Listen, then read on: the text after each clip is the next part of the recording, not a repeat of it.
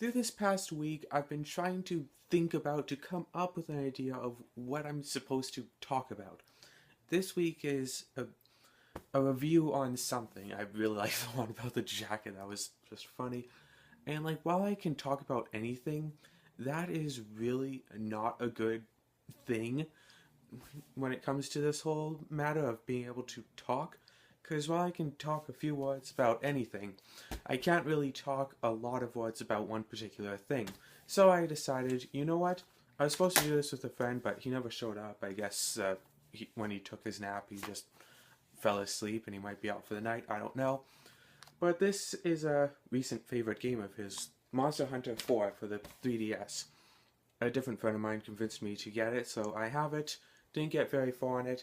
And here's the problem that I find with games like this is they're very boring. Now, believe me when I say that I like games where you can continuously level up, where there's no cap to the amount of power that you can reach. But from what I've seen so far, Monster Hunter is boring. It's like, okay, I'm in this place. Yeah, I can gather up stuff, whatever, blah, blah, blah. It's almost never actually needed unless it's for a specific quest. But the majority is, there's this big monster. You must kill it before it kills you. You kill it, get the material. Kill it again, get more material. Kill it 100 times over to get the material. It's like, that's just boring, I find. So, like, yeah, it's like, oh, you can jump on these monsters and you can ride them and do more damage and stuff. Yeah, if you manage to get the drop on them, it's not really going to happen, so it's not very likely at all. I think there might be a monster coming down. Quick, you, hunt. That would be more my style of a game. That would be something a lot more fun, really. And there's probably going to be a lot of drilling going around. Don't know what. But yeah, that's just basically my whole idea of what the game is from what I've seen of it and from what I've heard about it.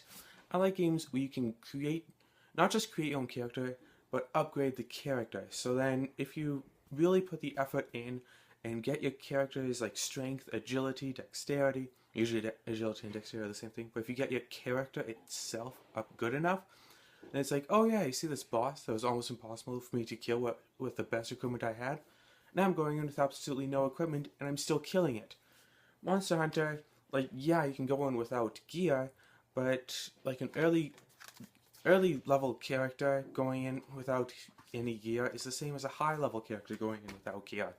You don't get stats for yourself, you get them from equipment. So trading equipment is frowned upon, or having a friend who is like way up there to kill the bosses for you because they can do it easily, so you can get better equipment, that's also frowned upon but completely allowed.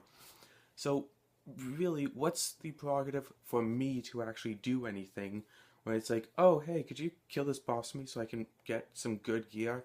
And okay, so you're just gonna be killing more boss. Here, I'll just tag along with you, get some stuff.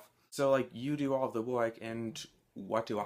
Like, I just tag along and die, and there's nothing really for me. Even if I try going alone, all I can think is, this would be a lot easier if I just had my friend do it instead. And that's really the whole point that I want to get across. Talking about this kind of stuff, it's boring if there's nothing to do with your character about it. And yeah, I like games. I just want to be able to, here, this is my character. They can do almost nothing. Now they can do something. And yeah, while equipment is and yeah, while equipment is supposed to be an actual part of the game, it's not supposed to be the entire game. The entire game is like, your character is no better than any other commoner, except now they have equipment. Like, why not just give equipment to some NPC and have them do it?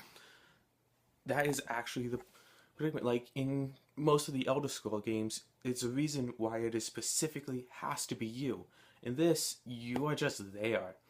You just were there at the right time. You were there to follow orders to shoot a cannon. It could have been anyone, and it might as well have been anyone. So why is it you?